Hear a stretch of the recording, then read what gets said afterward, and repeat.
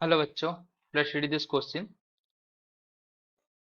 A cylindrically shaped piece of collision, a substance found in the body of connective tissue, is being stressed by a force that increased from 0 to 3 into 10 to the power minus 2 Newton. The length and the radius of the collision are respectively 2.5 and 0.091 centimeter. The Young's modulus is 3.1 into 10 to the power 6 Newton per meter square. Stretching obeys the Hooke's law. What is the spring constant K for collision? तो question में क्या बोला है, ये जो collagen होता है तो ये एक टाइप का मटेरियल होता है जो कि एक कनेक्टिव टिश्यू के अंदर पाया जाता है।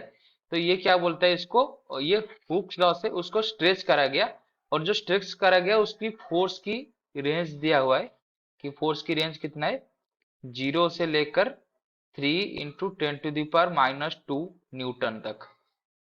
और उसके बारे में क्या दिया है, उसका लेंथ दे दिया गया है। लेंथ कितना है, 2.5 सेंटीमीटर, और जो उसकी रेडियस है वो 0.091 सेंटीमीटर।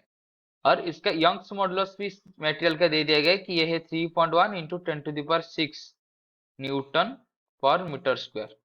तो हमको क्या फाइंड करना है, स्प्रिंग कांस्टेंट फाइंड करना है, ये मानकर कि हुक्स लॉ ये ओबे कर रहा है। तो उसके लिए जो की कंसेप्ट है, तो की कंसेप्ट क्या है कि स्प्रिंग कांस्टेंट के, उसके लिए फॉर्मूला क्या होगा, ये होगा A area cross section into Young's modulus divided by L.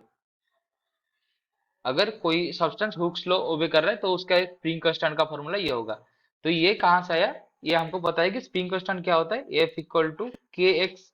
And x की इधर कितना है, चेंज इन लेंथ, एफ क्या है फोर्स, के क्या है स्प्रिंग कांस्टेंट।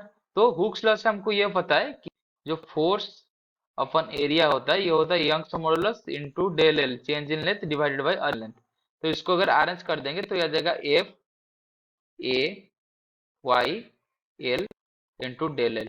तो अगर फोर्स ये आ गया चेंज इन लेंथ, और के की प्लेस में क्या है, A Y Young's modulus divided by L. तो यंग्स ये हो गया के equal to A Young's modulus divided by ये हो गया के, यानी कि स्प्रिंग कांस्टेंट। तो बस अभी हम क्या करेंगे, स्प्रिंग कांस्टेंट निकालेंगे। इसके लिए हम क्या करेंगे, डायरेक्ट वैल्यू डालेंगे। तो ए क्या है, पाई आर स्क्वायर पाई, और आर इधर कितना है, आर है 0.091 का स्क्वायर। तो ये सेंटीमीटर में था, इसको अगर मीटर में कन्वर्ट करेंगे तो into 10 to the power minus 4।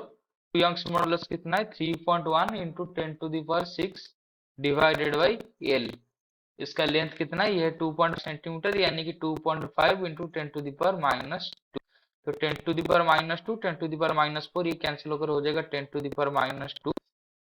और ये पाया वैल्यू अगर 3.14 डालकर इधर कैलकुलेशन कर देंगे तो ये कितना आ जाएगा, तो ये आ जाएगा 0.0322 इंटू 10 का पावर माइनस 2, ये 10 टू द पावर 6, तो टोटल आ जाएगा 10 टू द पावर 4। और इसका यूनिट कितना आएगा, ये आ जाएगा न्यूटन पर मीटर। इक्वल टू, इसको अगर थोड़ा अरेंज कर देंगे तो ये आ जाएगा 3.2 into 10 to the power 2 newton पर मीटर। तो अगर ऑप्शन चेक करेंगे तो 3.2 into 10 to the power 2 newton पर मीटर, यानी कि option C is the right answer. I hope you have understood this question. Best of luck.